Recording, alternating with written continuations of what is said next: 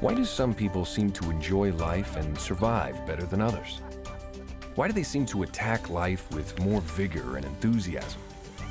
What is this energy, this stuff of life, that makes you feel more alive, or when it's lacking, become more dead?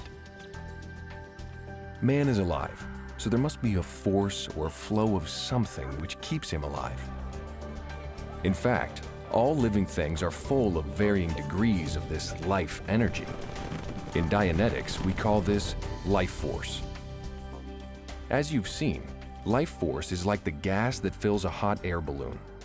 The more you have, the stronger your thrust to survive is, and the more energetic, active, and happier you are. The less you have, the less vibrant and alive you are, and the weaker your thrust to survive becomes. So what is it that determines how much or how little life force you have available to you? Engrams.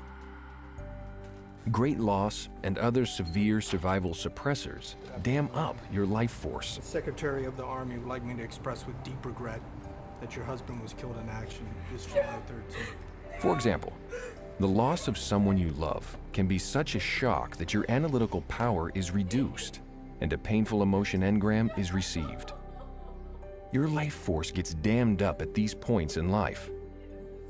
You may have enormous quantities of that life force, but some of it becomes suppressed into these engrams. After that, you don't seem to have as much vitality as you had before. Your mind, then, has a great quantity of sorrow and despair trapped within it. The more life force you have bound up in your engrams, the less free your emotions are, and nothing in your future seems to bring you up to the level you were at before. That's why the glory and color of our childhood seems to vanish as we get older. But this beauty and sensitivity to life isn't gone. It's just trapped within us. Let's look at it this way. Let's say this man has 1,000 units of life force. At any given hour or day, he'd have just so many of these available to him. Consider this his potential dynamic thrust. If he were clear, he'd have all this life force available, and he'd be able to channel it into an exhilarating life. But let's see what happens to someone who's not clear. We have been talking about this for months. Maybe you could just talk to me a little more, because I'm not understanding. Let's say his wife decides to leave him. I'm over it. We're not done, Christine. This loss traps some of his life force units. You can't just There's give up on me nothing like left this, to Christine. talk about, okay? Bye. Now, he has many other engrams, and this engram will also key in earlier ones that are in some way similar to this one.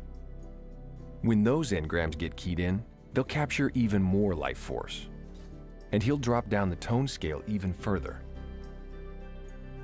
Now, as he goes through life, that engram will get restimulated.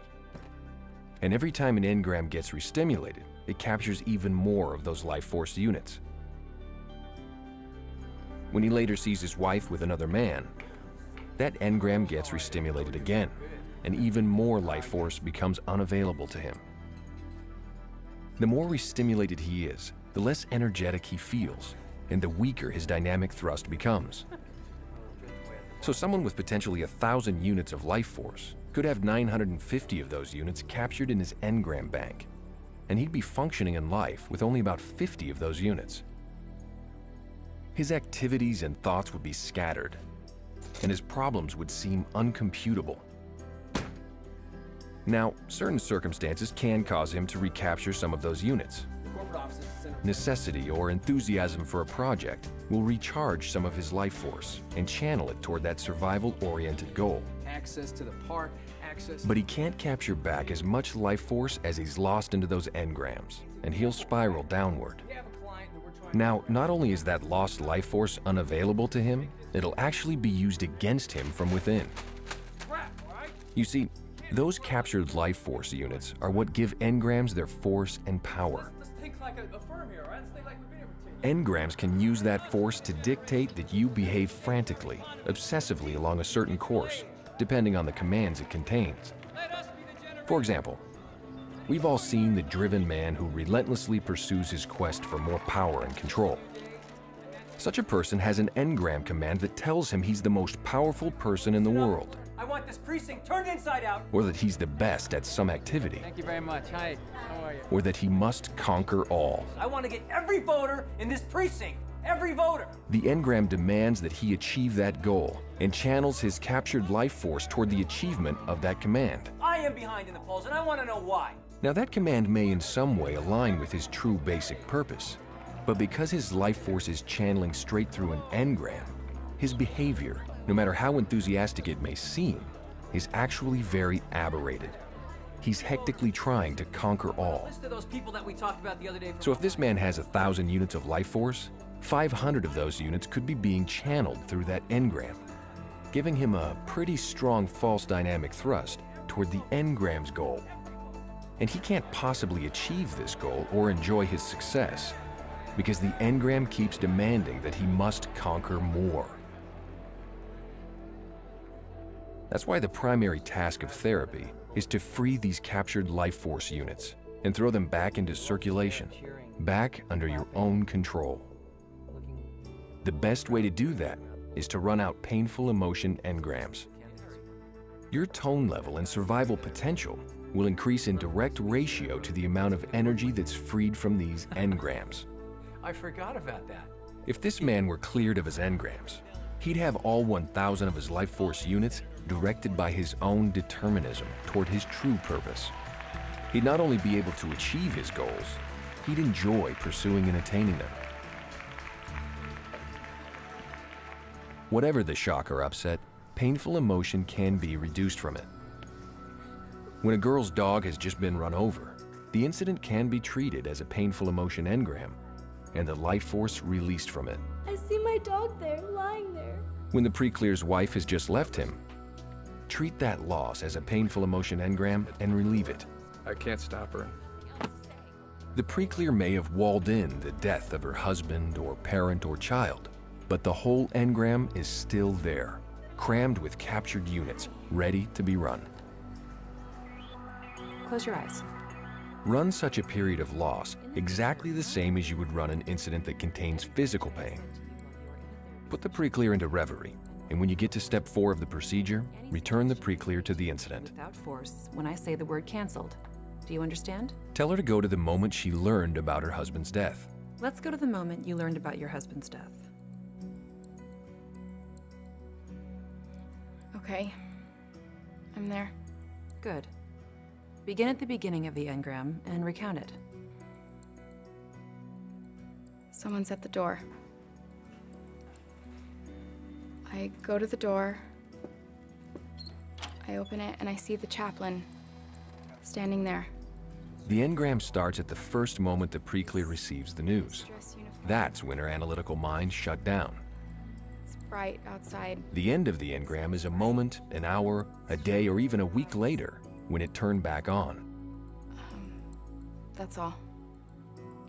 I understand. Go back to the beginning and go over it again.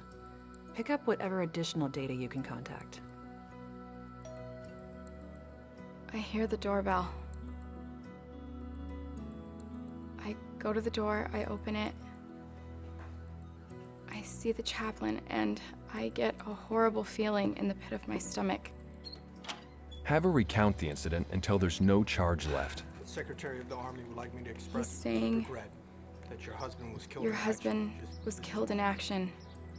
The tone scale is a very useful guide for this. If a painful emotion engram is reducing properly, your pre-clear will follow the tone scale upward from apathy toward cheerfulness in a rather smooth rise. For example, if the loss struck her into apathy, then as she recounts, she'll most likely progress through the incident a time or two before she comes up the tone scale to grief. Okay. What do you feel? Devastated. I feel like I've been punched in the stomach. Then will come the tears and despair. All right. What do you see?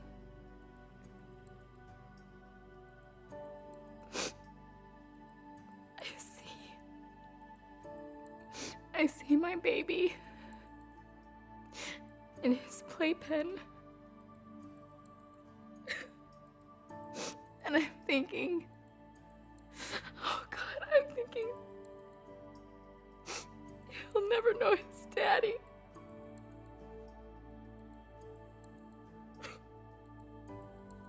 He'll never know him.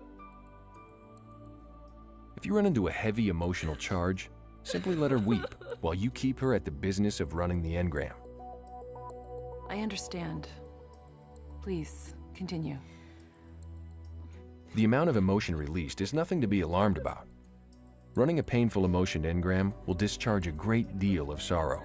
I knew what was gonna happen. I knew what he was gonna tell me. Another 2 or 3 runs through it should bring her up to anger. I don't deserve this. I didn't do anything wrong. Then further recounting brings her tone up into boredom. I hear the doorbell ring. But don't mistake this for an even higher tone, even if she resists running it again. There's still more data to run out. Go back to the beginning and go over it again. Pick up whatever additional data you can contact. More recounting should bring her up to tone 3 or 4, to cheerfulness and possibly laughter. Laughter is definitely the relief of painful emotion. Any engram which really releases can be expected to begin somewhere between tears and boredom and end with laughter. That's great. We'll be ending the session shortly.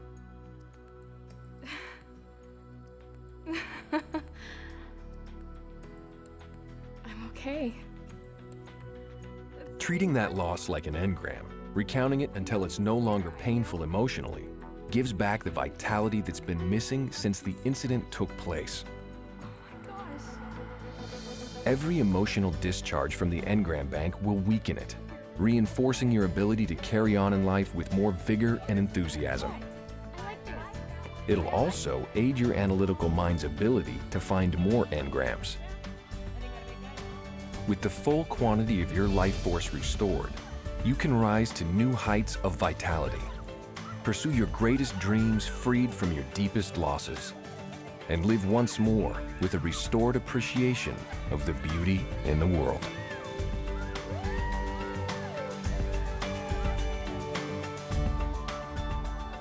For more information about the effects of engrams on your life force, see the chapter entitled Emotion and the Life Force.